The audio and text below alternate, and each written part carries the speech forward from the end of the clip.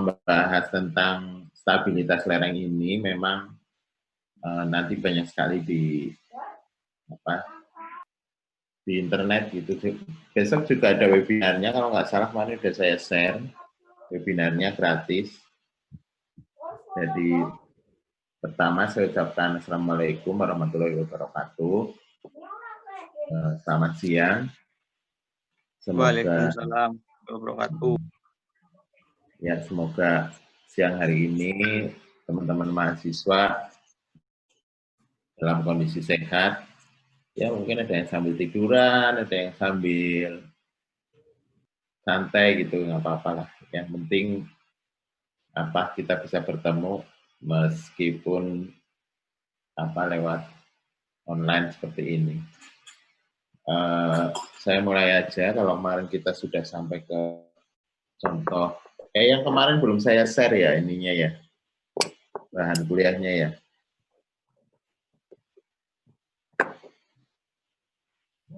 Jadi saya lanjutkan di sini.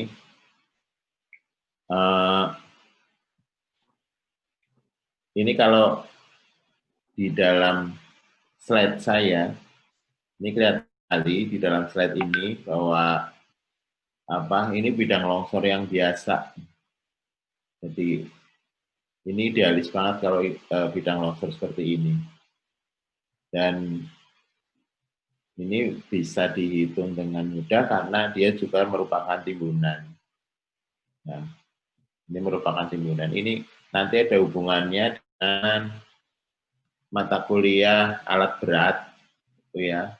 Mata kuliah yang membahas alat berat, itu nanti misalnya kita bekerja di tebing atau kita bekerja di lembah, itu kita membentuk tebing-tebing baru. Nah, ini ada hubungannya dengan ini. Jadi di gambar sebelah 3 ini terlihat bahwa timbunan terletak di atas tanah asli yang miring. Jadi tanah aslinya itu antara A dengan B. Antara A dengan B itu adalah permukaan tanah asli. Dan ini ada timbunan segitiga AB, ini ada bidang longsornya yang panjangnya adalah L. Panjang adalah L. Contoh seperti ini apabila timbunan diletakkan pada tanah asli yang miring, tapi jarang-jarang juga terjadi pekerjaan seperti ini. Ini hanya teorinya saja. Yang ada malah justru tanah yang ditimbun ini yang agar lerengnya lebih stabil. Jadi lereng AB ini lebih stabil dengan ketinggian H. Jadi kestabilan lereng itu salah satunya ya ini, mencari sudut alfa ini, mencari sudut alfa, dan kalau membuat timbunan, mencari sudut beta. Jadi alfa ini yang harus teman-teman cari nanti, tapi juga tergantung pada jenis tanahnya, kohesivitas tanahnya, tergantung pada kohesivitas tanahnya, juga ada aliran air di situ apa tidak. Kalau ada aliran air itu akan jaring-jaring air di dalamnya, itu akan lebih mempercepat tanah untuk mengalami kelongsoran. Dan ini memang mengasihkan sekali kalau kita bicara tentang tanah. Contoh terakhir kemarin mungkin kita mendengar di jalur Semarang Solotigo di Ungaran Solotigo itu jalan tolnya tertimbun longsoran tanah. Itu kemarin yang terakhir yang di jalan tol Semarang Solotigo. Jadi meskipun kita yakin lah ya ahli-ahli tanah kita, terutama yang ngurusin jalan tol itu sudah sangat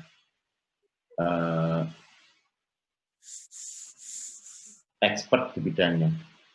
Nah ini, jadi yang penting teman-teman sekalian nanti mencari sudut kestabilannya ini. Jadi alfa sama betanya. Tapi di lapangan jarang sekali ditemui seperti ini. Kalau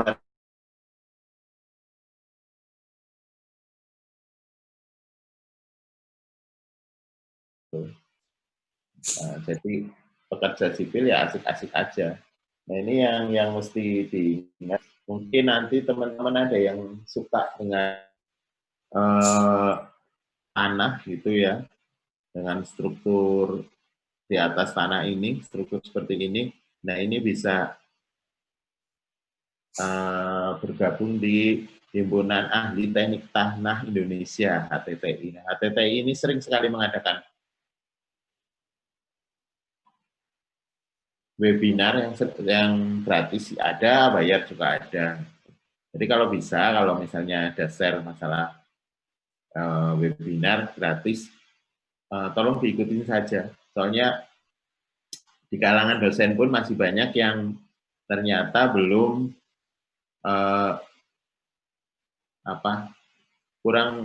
kurang sosialisasi masalah webinar ini.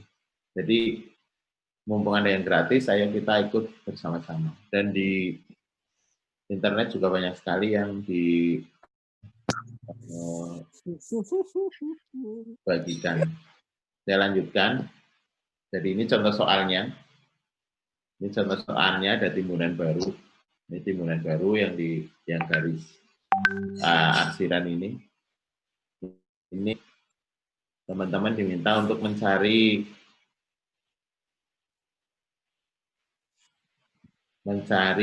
tinggi timbunan dari horizontalnya, hanya ini, tanda tanya ini, hanya.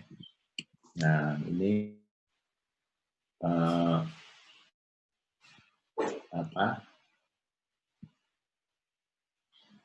jadi diketahui berat volume tanahnya, ini masih diketahui dulu, volume tanahnya, gamanya 19,6 kilonewton per meter kubik, jadi setiap meter kubik ini 19,6.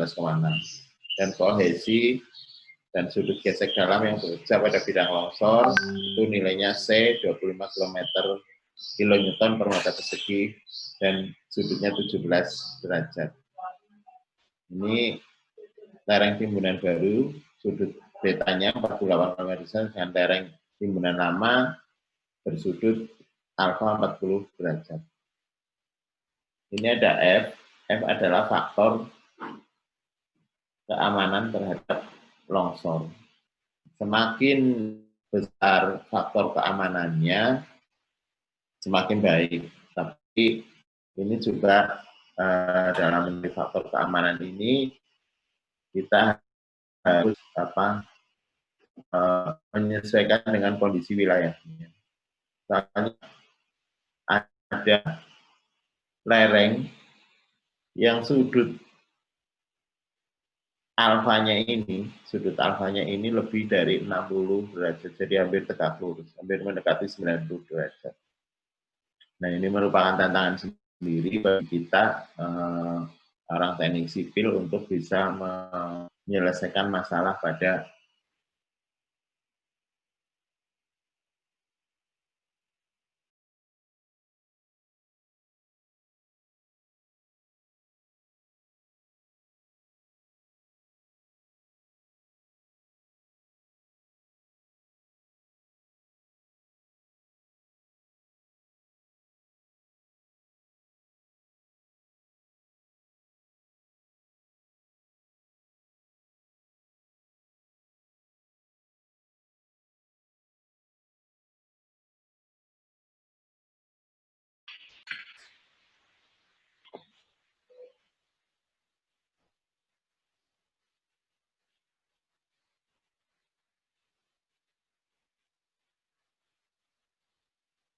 ya, kita kembali lagi. Ini beberapa hari ini memang jaringannya kurang bagus, jadi saya percepat saja ya. Saya percepat saja.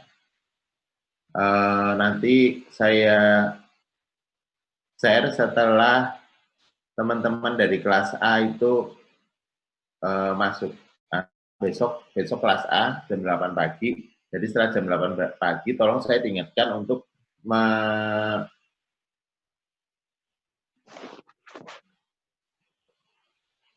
membagi materi ini. Ini contoh soalnya sama penyelesaiannya. Ini penyelesaiannya. Jadi teman-teman silakan untuk mempelajari ini. Ini penyelesaiannya, nanti saya sertakan juga. Nah, ini ada contoh soal kedua.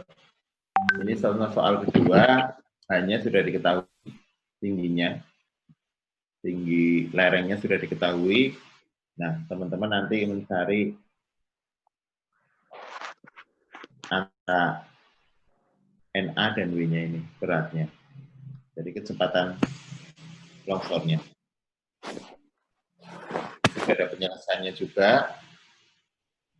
Nanti kita diskusinya saja lewat WA saja. Jadi kalau ada pertanyaan nanti lewat WA saja, karena ini memang ini beberapa hari ini kurang begitu bagus sinyalnya.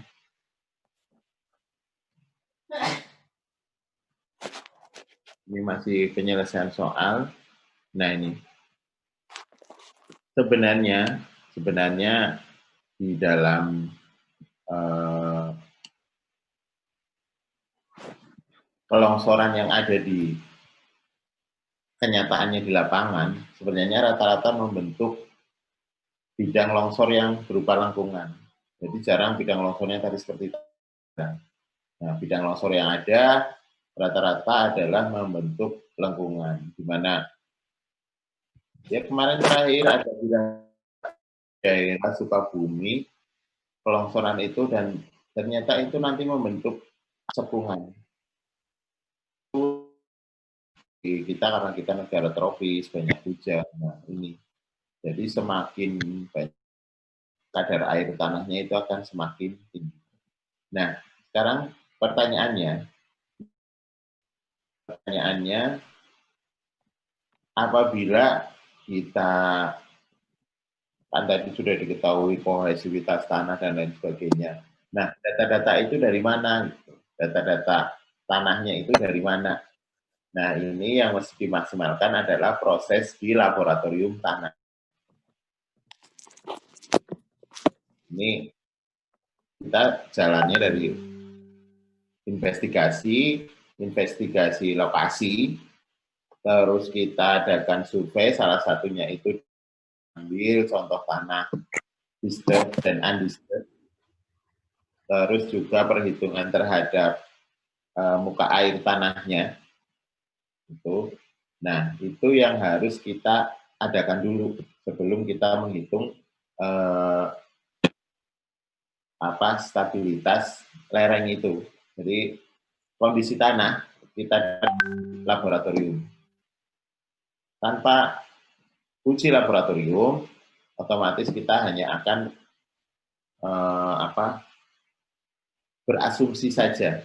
Asumsi-asumsi yang sebenarnya kadang-kadang jauh dari kenyataan dari kondisi sebenarnya. Jadi sekali lagi pesan saya, kalau nanti di pekerjaan kita bertemu dengan perhitungan stabilitas lereng, itu diingat bahwa tanahnya harus dites dulu. Kadang-kadang, oh ini tanahnya berbatu, ini tanahnya lempung, ini tanahnya tidak keras. Nah, standar-standar itu adalah standar yang tidak baku gitu loh. Jadi kita harus mencari sesuatu yang baku dengan cara kita membawa ke laboratorium. Nah, sebab utama terjadinya longsoran adalah karena tidak terjadinya kuat geser tanah yang cukup untuk menahan gerakan tanah longsor ke bawah pada bidang longsor.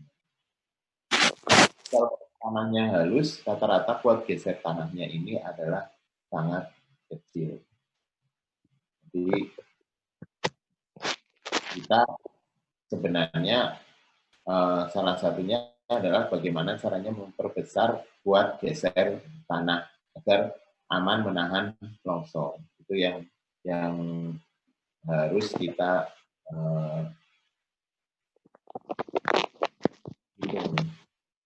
Nah, Ini adalah analisa ini. Jadi ini ada 3 bentuk bidang longsor. Nah, ini bidang longsornya seperti ini. Kalau yang ini bukan berbentuk bidang longsor, bukan lingkaran, karena tidak sesuai dengan jalur ini longsornya nanti. Yang sesuai dengan lingkaran adalah ini. Di sini nih kalau dua rata-rata ini ada cekungannya. Dan ternyata ada juga yang dibuat model permodelan ini ada lapisan lunak di bawahnya. Mungkin teman-teman kemarin sudah pernah mendengar adanya likuifaksi di daerah Palu. Tadi juga ada di-share, nanti saya share juga filmnya. Likuifaksi, jadi di bawahnya ini adalah lapisan tanah lunak. Lapisan tanah lunak yang mengandung air yang banyak. Nah itu nanti airnya ikut naik ke atas, jadi seolah-olah tanahnya nanti lari ke bawah. Nah, bergeser, makanya kemarin waktu kejadian gempa di Palu, ini terisi oleh lapisan lunak ini terisi oleh air yang begitu banyak. Nah, ini airnya naik, sementara tanahnya karena berat jenisnya lebih besar, tanahnya turun. Makanya seolah-olah itu ada pohon kelapa, ada bangunan yang di atasnya yang ikut berjalan atau bahkan ikut tenggelam di dalam tanah. Dan itu hampir sama dengan fenomena lumpur hisap. Jadi kalau teman-teman mungkin sering melihat film petualangan, itu kadang-kadang ada lumpur hisap. Nah, itu fenomena itu hampir sama dengan likuifaksi. Saya lanjutkan bahwa ini analisis stabilitas lereng seperti ini. Nah, ini analisis stabilitas lereng tanah lempung. Tidak terpengaruh oleh adanya rembesan air. Ini tanah lempung tanpa drainase. Terus nanti juga harus bedakan antara undrained dan underdrained. Kalau undrained itu tanpa drainase, tapi kalau underdrained itu adalah drainase di bawah permukaan tanah. Itu drain dan underdrained itu harus bisa dibedakan. Ini underdrained dan undrained. Kalau undrained itu tanpa, jadi dia mutlak hanya tanah. Padahal kondisi sebenarnya di lapangan bahwa tanah itu pasti menyerap air kecuali batuan. Apalagi tanah lempung, mesti di lapangannya banyak yang ada drainasenya, drainase alami. Jadi pori-porinya begitu kuat, maka dia ada jaring-jaring air, network-nya ada di dalam network-nya, jaring-jaring air ada di tanah itu. Nah ini ketemu lagi dengan momen. Ini saya yakin sudah semester 3, sudah pinter lah ya hitung momen ya. Kalau yang nggak pinter ngitung momen ya bangetan. Nah ini jumlah momen yang menahan dibagi jumlah momen yang menggerakkan. Nah ini jumlah momen yang menahan ini garis-garis kecil ini dengan yang menggerakkan yang ke bawah. Ini rumusnya dan faktor keamanannya. Faktor keamanan nanti setiap menghitung diambil 2. Faktor keamanan setiap menghitung itu diambil 2. Jadi akan sangat aman sekali, sangat dan sekali menyangatkan, sangat-sangat gitu. Ini dan ada beberapa aturan yang teman-teman bisa download, terutama untuk standar nasional Indonesianya. Coba nanti tolong dicari kalau yang memang berminat untuk memperdalam ilmu tentang tanah, tolong dicari tentang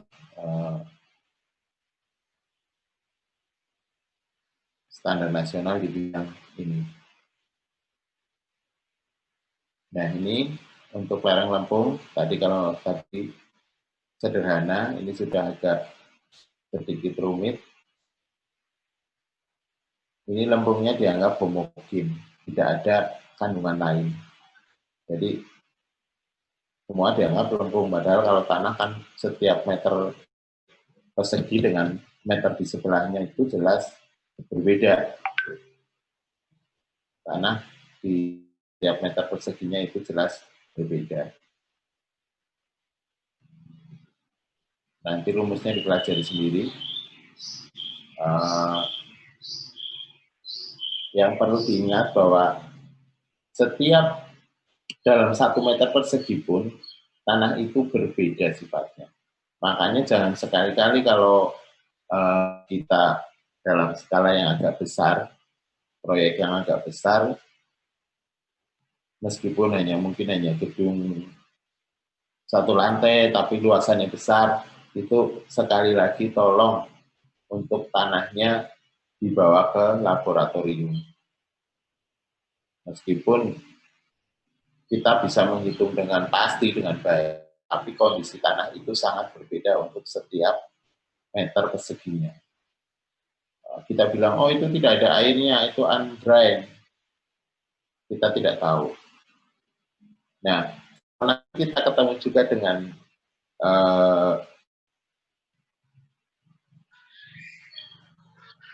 timbunan.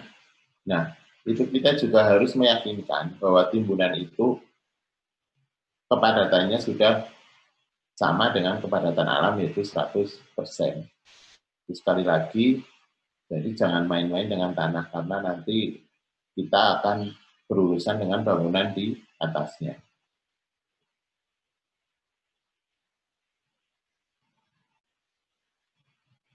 Ini grafiknya. Ini semakin dalam akan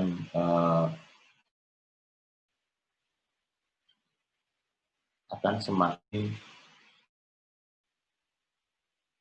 beda. Ini seperti ini. Nah, ini untuk faktor kedalamannya. Ini untuk sudut kemiringannya, beta, yang diagram kanan. Ini sudut kemiringan tanahnya di atas 54 derajat. Semakin tinggi betanya, semakin besar nilai betanya, maka akan semakin mudah tanah itu untuk mengalami kelongsoran. Terutama ini untuk tanah lempung. Diagram ini adalah untuk tanah lempung. Nah, contohnya, kalau yang di bawah ini contohnya. Bisa saja diagramnya sebenarnya di sebelah kiri di sini, tetapi ini dicontohkan diagramnya di sebelah kanan. Nah, ini kestabilan lereng terhadap sisi kanan dari, misalnya ini dibuat saluran, nah ini stabilitas lerengnya terhadap ini. Seperti itu. Ini beda kalau tanahnya datar, beda lagi kalau tanahnya sama-sama berada di lembah.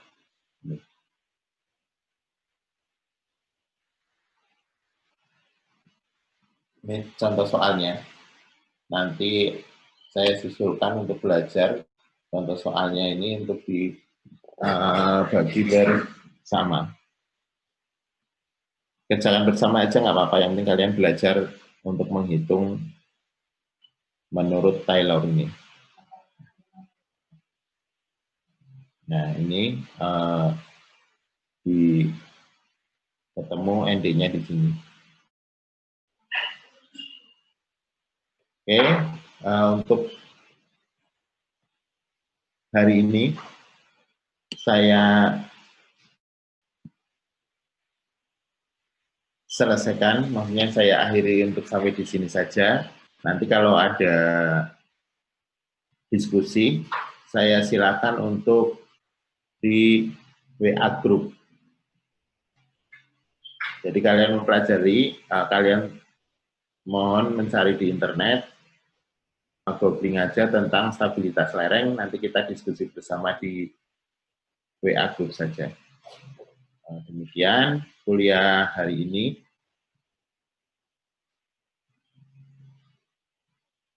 Saya masih banyak yang belum paham. Ini kalau nggak ketemu gitu kita susah ya apanya kuliahnya. Iya Pak, ini masuk Zoom meeting-nya juga ada yang merasa kesusahan. Iya. Ya moga-moga kita bisa lah. Oh sudah istilahnya sudah bisa tatap muka, saya pengennya kuliahnya diulang gitu loh. Nah, kasihan kalau kayak gini caranya. Saya susah juga medianya juga kurang. Pak, ini untuk mata kuliah mekanika tanah apa tidak ada Google Classroom-nya ya Pak? Enggak. Saya nggak familiar dengan Google Classroom. Tapi nanti akan saya berikan materinya. Oh ya baik Pak, terima kasih banyak. Ya, ada lagi yang lain? Soalnya ini sebenarnya satu bahasan, tapi 9 kali pertemuan. Jadi lebih banyak ke contoh soalnya. Lebih banyak ke contoh soalnya. Ya, alhamdulillah ada 41 partisipannya. 40 berarti yang datang hari ini. Ada lagi yang lain, Mas Mugi? Aku makmum. Kamu rambutnya beda sekarang ya? Rambutnya Mugi nggak diikat ke belakang.